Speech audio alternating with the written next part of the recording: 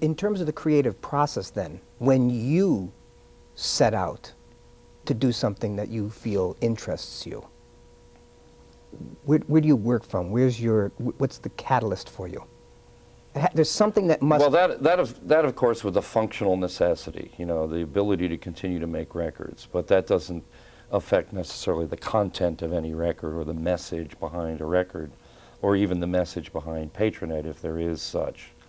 But the things that do attract me, the things that look like opportunities to me, are they afford me a new avenue, or a familiar avenue often, to express my personal philosophy, or they provide me an avenue to create new audience in order to express my personal philosophy. And of course they have to in some way not be antithetical to that philosophy.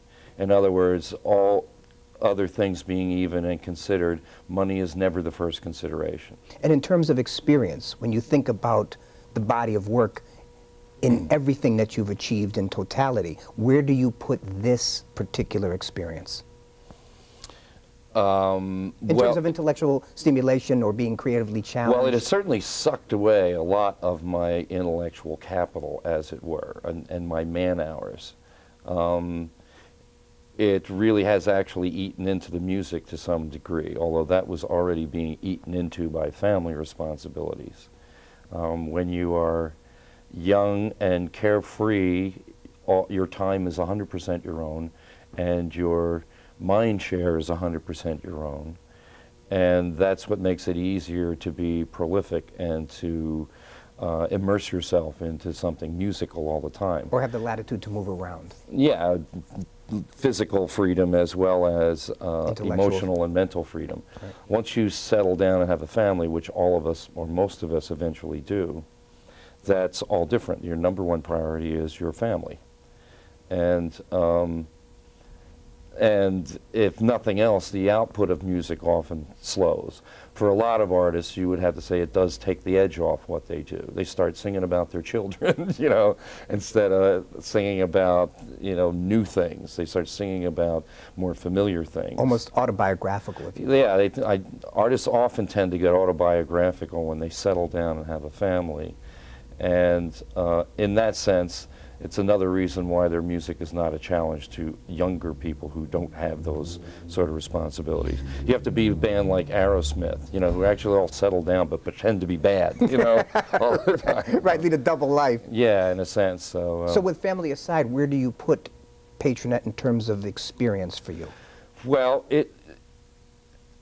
it combines a number of disciplines, so it isn't unique in any particular sense. I have been programming computers since the late 70s and releasing software through Apple, through other, or products that have embedded software in them and stuff like that, and I do the development or at least the design on those things.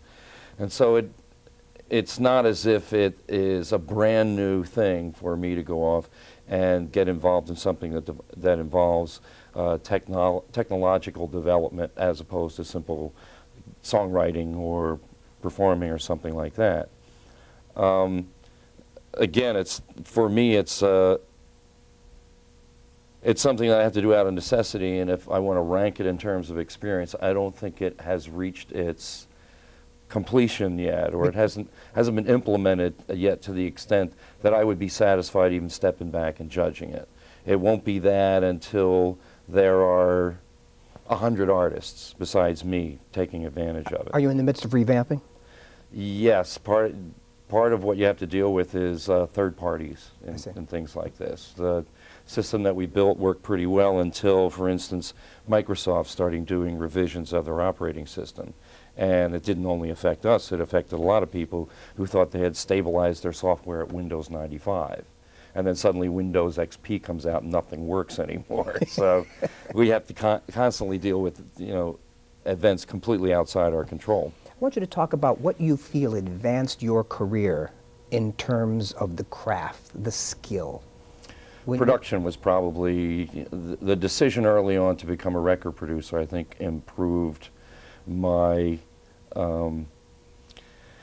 my overall understanding of music and my overall understanding of the process, but also every time that I work with another artist, I get something from them as well. And early on, who helped you understand this process of producing, No, I had to recording, do that engineering? myself. I mean, it comes from listening. Nobody knew what a producer was before George Martin, before the Beatles and stuff like that. They, you know, they knew Phil Spector, but you know, what did Phil Spector do? You know, they had no idea.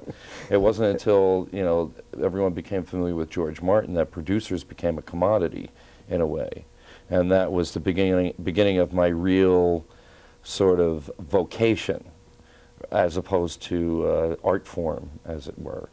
I started to make a considerable living as a producer, and that gave me huge freedom to do things that other artists couldn't do because they were too dependent on being commercially successful with their records. They couldn't put out 3, 4, 5 records, each one of which was completely different than the one before, and never like leveraging the same audience twice, but more or less, you know, like a snowball picking up globs of people here and there as it rolls slowly down the hill. So, well, with somebody like yourself, there's the passion for the music and obviously the intellect. But that aside, are there essential qualities then that one needs to have to be a great producer? a lot of producers do have the technological experience of engineering. They've been engineers before they were producers. And that can be a help, if only from the standpoint of making the process go a little bit smoother. So if you do have a technological mind and the ability to absorb what's going on with all these knobs and switches and stuff, it is an advantage because I've always felt that my engineering skill enabled me to put the artist at a greater degree of ease. They wouldn't have to be fretting all day long about the bass drum sound and things like that. We'll get that in a flash, or I can reassure them not to worry about it, and we can get right on with the performing of the music, which is the real object. You know, I want to stay with that then. Let's talk about that, trusting a producer. What do you think it is that Todd Rundgren brings to an artist or band? Well, it is a songwriter's sensibility is the most important thing, because that's my first criterion. If the songs don't have some substance to them, then it's never going to be a good record, in my opinion. Doesn't matter how well the songs are performed and how dazzlingly they're produced, they'll still be banal. A great song is a great song is a great song. Yeah, and you know, by the same token, a great song can withstand a mediocre performance and terrible sound if it's a great song, like Louie Louie. Well said. Well said, right. Nobody even knows what the words are in the damn epitome of a song. garage band But there's just something about the sound and the brio of the performance. You know, the song and the brio of the performance and the sound is just the worst. Yeah. You know, succinctly put. Yeah. And so, you know, anyone who comes at you with like a preoccupation with sound, that's a mistake. People should be preoccupied with their material, because more time is sort of squandered and more emotional energy is kind of enervated away by people getting into the studio not having confidence in what they're performing.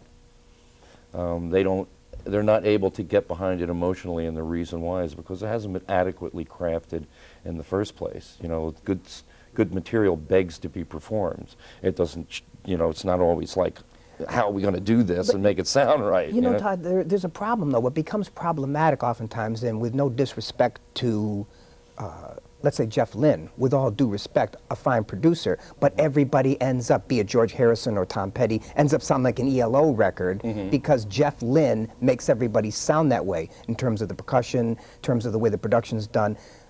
Well, I think in a you sense, don't. and also I think that he probably does start to contribute significantly to the musical texture, whether it's writing songs for the record or playing on the record. I see.